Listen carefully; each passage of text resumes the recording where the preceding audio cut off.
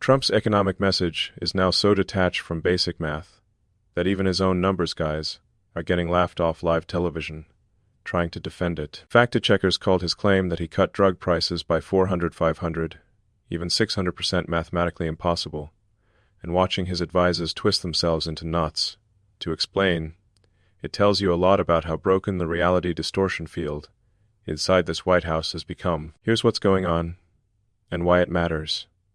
If you care about whether the people running the U.S. economy still remember how percentages work. Trump stood up in a prime-time address and bragged that his administration had slashed prescription drug prices by as much as 400, 500, even 600%. That sounds powerful until you realize there is no such thing as a 400 or 600% price cut in the real world.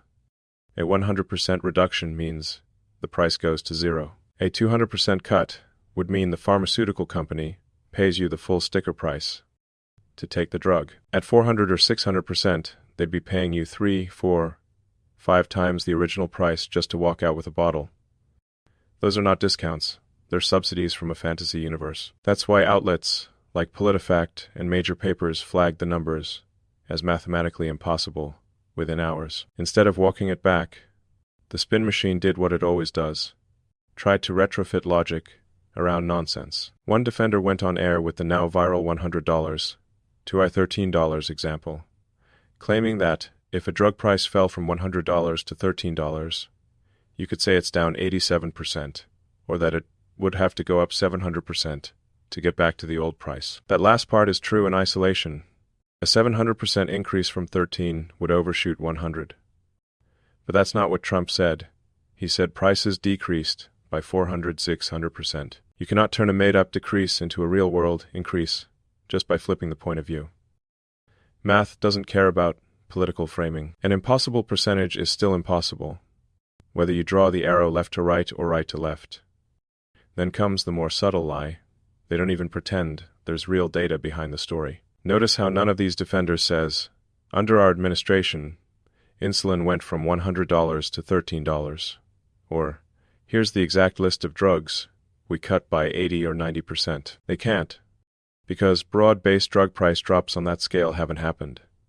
Independent trackers and government statistics show no revolution where pharma suddenly pays people to take meds. When Trump's economic guys reach for specifics, they end up talking about cherry-picked anecdotes of in A1, off-price arrangement here, a temporary rebate there, 40, or they change the subject entirely. That's why someone like Kevin Hassett can brag on Fox about saving 19 cents on a Thanksgiving turkey and get roasted online. Because normal people know 19 cents doesn't offset a 27% jump in grocery inflation since 2021. The National Economic Council, where Hassett sits, is supposed to be the reality check layer of the system, the place where numbers get stress-tested before they go in a presidential speech. Instead, what you're seeing on television is the opposite. An advisor says, essentially, we spent a lot of time making slides, as if PowerPoint can convert fantasy into fact. He complains that some networks didn't show the charts, as if the problem is a broadcast decision and not the content. Commentators like Nicole A. Wallace and David Jolly responded with open laughter for a reason. In 6 years, nobody ever had to tell viewers, ignore what you heard. Just trust the fact sheet. If the story is true, the facts and the feelings line up.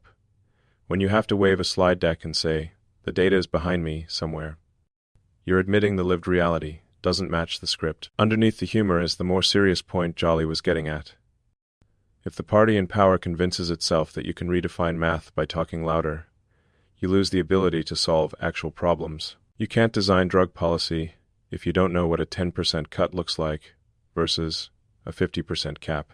You can't attack an affordability crisis if you deny that tariffs and market structure are pushing prices up, not down. You can't rebuild trust in government if your basic message is don't believe your receipts, believe our PowerPoint. When Trump and his elves go out to argue that a 600% decrease is a thing, they're not just embarrassing themselves on cable, they're telling you they think reality is negotiable. From a systems perspective, that's the real danger.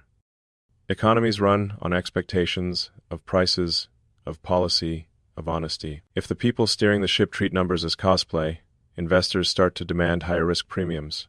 Households start to ignore official signals. and even good policy ideas get discounted because nobody trusts the messenger. At that point, it's not just one ridiculous drug price line in a speech. It's a feedback loop where nonsense at the top amplifies anxiety at the bottom. If this helped you make sense of what you just watched, the math, the spin, the laughter, and the underlying risk theory, make sure you're subscribed. In the next videos, this channel is going to keep taking apart the numbers behind Trump's warrior dividend, his affordability claims, and the housing emergency talk. Because if the people in charge can't pass a basic percentage test, you should probably doubly check everything else they're selling. You,